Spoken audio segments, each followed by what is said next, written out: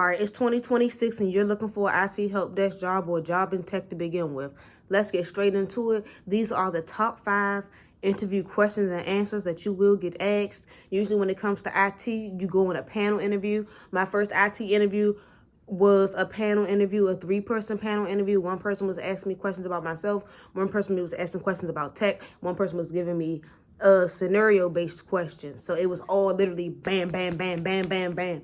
So yeah, let's get straight into it. And also check out the IT Help Desk playlist. Let's get into it. Number 1 being the tell me about yourself. First of all, when they tell you or when they ask you to tell them about yourself, do not give them they don't care about your age. They already know your age because they've seen your resume, most likely. You know what I'm saying? When you filled out the job application. So you're not telling them their age. Don't tell them your hobbies unless your hobbies have something to do with tech, like building your own PCs and labs and stuff like that. But the main part is, y'all, do not start telling them people like personal things about yourself. They want to know about you and tech. Tell me about yourself means tell me what you've done with tech so far, what you've done in tech so far. So basically focus on your technical initiative, mention any certifications you have, home labs you've built, or technical issues you've helped friends or families with, okay? Frame it as being ready to contribute rather than to asking to be taught, okay?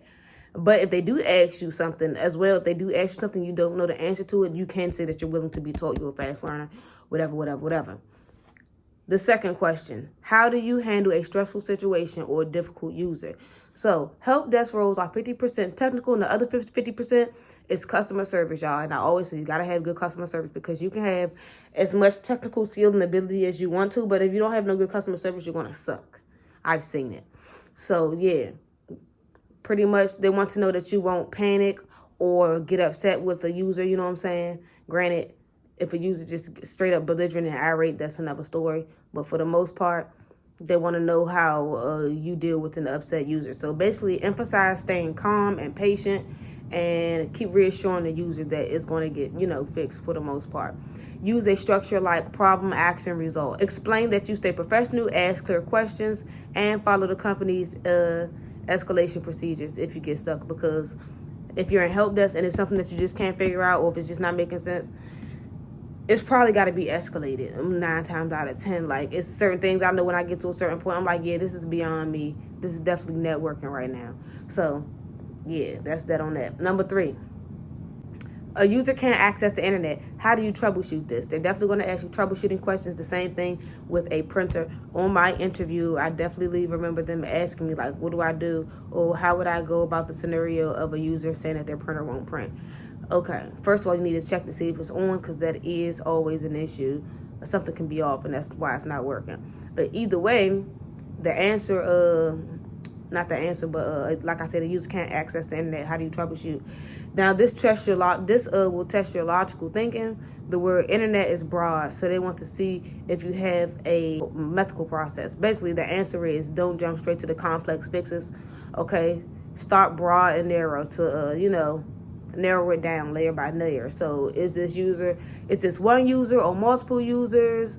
Check the physical connections, cables plugged in. Check the IP address and ping it. Ping the gateway, aka IP config, I believe, probably something like that. I don't know. It's like, no. But yeah, test DNS resolution or try another browser. Okay, cool. Number 4, what's the difference between TCP and UDP? This is a classic technical question to see if you understand the fundamentals of how data moves across the network. Okay, the answer, keep it rather practical than reciting the textbook. So TCP, is connection based and guarantees delivery. Basically used for like file uploads and stuff like that. UDP is connectionless and faster but doesn't guarantee delivery. Used for streaming or voice calls.